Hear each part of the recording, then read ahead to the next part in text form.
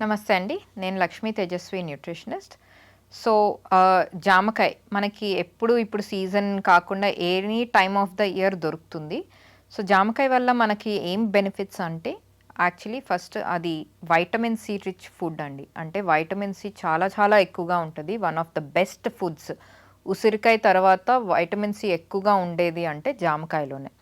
So జామకాయ వల్ల మనకి వైటమిన్ సి వస్తుంది కాబట్టి డెఫినెట్గా మనకు అందరికీ తెలిసిందే, వైటమిన్ సితో మనకి ఇమ్యూనిటీ అనేది పెరుగుతుంది. సో ఇమ్యూనిటీ తక్కువ ఉన్న వాళ్ళకి డెఫినెట్గా జామకాయ ఎవ్రీ డే తీసుకుంటే చాలా మంచిది. సో జామకాయ ఎలాంటి జామకాయ అయినా పర్వాలేదు, తెల్లదైనా, ఇప్పుడు పింక్ కలర్లో ఇది కూడా దొరుకుతుంది. రెండు మంచివే, రెండు వైటమిన్ సి రిచ్ ఫుడ్ కాబట్టి రెండు తీసుకోవచ్చు everyday as a snack. So ఎవరు తీసుకోవచ్చు? చిన్నవాళ్ళైనా పెద్దవాళ్ళైనా ఎవరన్నా తీసుకోవచ్చు. డయాబెటీస్ ఉన్న వాళ్ళు కూడా తీసుకోవచ్చు స్నాక్ లాగా, వాళ్ళకి ఏమీ ప్రాబ్లం ఉండదు. అండ్ వైటమిన్ సితో పాటు దీంట్లో ఫైబర్ అనేది చాలా ఎక్కువగా ఉంటుంది, ఎస్పెషలీ బయట స్కిన్లో అండ్ లోపల ఉండే గింజల్లో కూడా ఉంటాయి. సో అందుకనే జామకాయ తీసుకోవడం వల్ల కాన్స్టిపేషన్ ఇష్యూ రాదు అండ్ అరుగుదల అనేది ఎక్కువగా ఉంటుంది. సో ఎవరైనా ఇప్పుడు ఎసిడిటీ ఉన్నవాళ్ళు, అట్లా ప్రాబ్లమ్స్ ఉన్న వాళ్ళు కూడా డెఫినెట్గా తీసుకోవచ్చు. ఎందుకంటే ఈ ఫైబర్ అనేది ప్రీబయోటిక్ అనమాట. సో మనకి మన పేగుల్లో ఉండే ప్రోబయోటిక్ అంటే గుడ్ బ్యాక్టీరియా మనకి డైజెషన్కి ఎలా హెల్ప్ చేస్తుందో, ఈ ప్రీబయోటిక్ అనేది మనకి ఆ బ్యాక్టీరియాని ఇంకా ఎక్కువగా ఫంక్షన్ అయ్యేలాగా, ఇంకా బాగా గ్రోత్ అయ్యేలాగా మంచి బ్యాక్టీరియాని హెల్ప్ చేస్తుంది. దానివల్ల మనకి అరుగుదల అనేది ఎక్కువగా ఉంటుంది.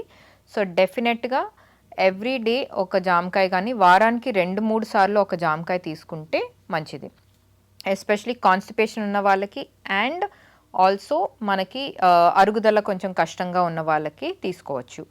చిన్నపిల్లలకి ఇప్పుడు ఇమ్యూనిటీ అనేది చాలా తక్కువ ఉంటుంది కాబట్టి జామకాయ ఎవ్రీడే ఒక చిన్న జామకాయ ఇవ్వడం వల్ల వాళ్ళకి ఇమ్యూనిటీ అనేది పెరుగుతుంది. సో చాలామంది పేరెంట్స్ ఏం చేస్తారంటే జ్యూస్ చేసి ఇస్తారు.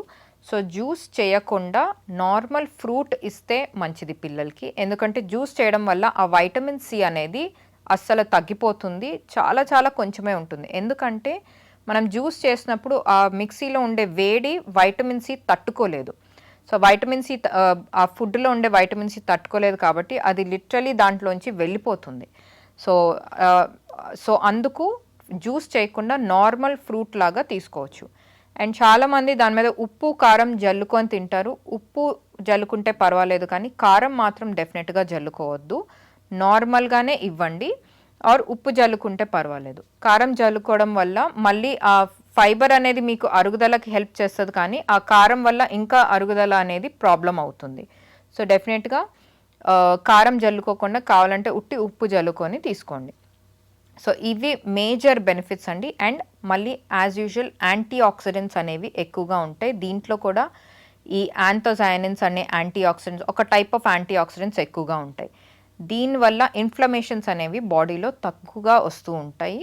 సో డెఫినెట్గా ఎవరికన్నా ఏదన్నా ఇన్ఫ్లమేషన్స్ ఉంటే, అంటే జలుబు దగ్గు ఇట్లాంటివి ఎక్కువగా రావడం, లేకపోతే ఏదన్నా లంగ్ ప్రాబ్లమ్స్ ఉన్నవాళ్ళు, ఇట్లాంటి వాళ్ళకి కొంచెం వైటమిన్ సి రిచ్ ఫుడ్ ఈ జామకాయ తీసుకోవడం వల్ల బెనిఫిట్స్ వస్తూ ఉంటాయి.